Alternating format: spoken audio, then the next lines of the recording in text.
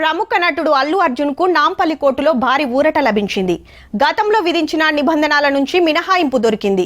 భద్రతా కారణాల దృష్ట్యా వ్యక్తిగత హాజరు నుంచి మినహాయింపు కోరుతూ కోర్టును అభ్యర్థించాడు. అన్ని అంశాలు పరిగణలోనికి తీసుకున్న న్యాయస్థానం అల్లు అర్జున్ కు అనుకూలంగా వెసులుబాటు కల్పించింది. 3 రోజుల ముందే సంక్రాంతి వచ్చింది. బన్నీ బాబుకు పోలీస్ స్టేషన్ పోయే తిప్పల తప్పింది. ఏరే దేశానికి ఎగిరిపోయే ఛాన్స్ ఇచ్చింది నాంపల్లి కోర్టు. సంధ్యా టాకీస్ కేసులో ఐతారం చిక్కడపల్లి పిఎస్ వచ్చి సంతకం పెట్టాలనే కండిషన్ ఉండే కదా. ఊకుకే పోతున్న ఫ్యాన్స్ ఉరుకొస్తారు, కంట్రోల్ చేసుడు కష్టమైతుందని కోర్టుకు పోతే వాజీవే అనిపించిందట.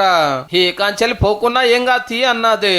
అట్లనే బయట దేశాలకు పోవద్దనే షరతుండే గదిగిన తీసేసింది. అంటే ఈ కాంచెలి సండే పోలీస్ స్టేషన్ కు రాడు, గాలి మోటర్ ఎక్కి ఎటైనా పోతాడు.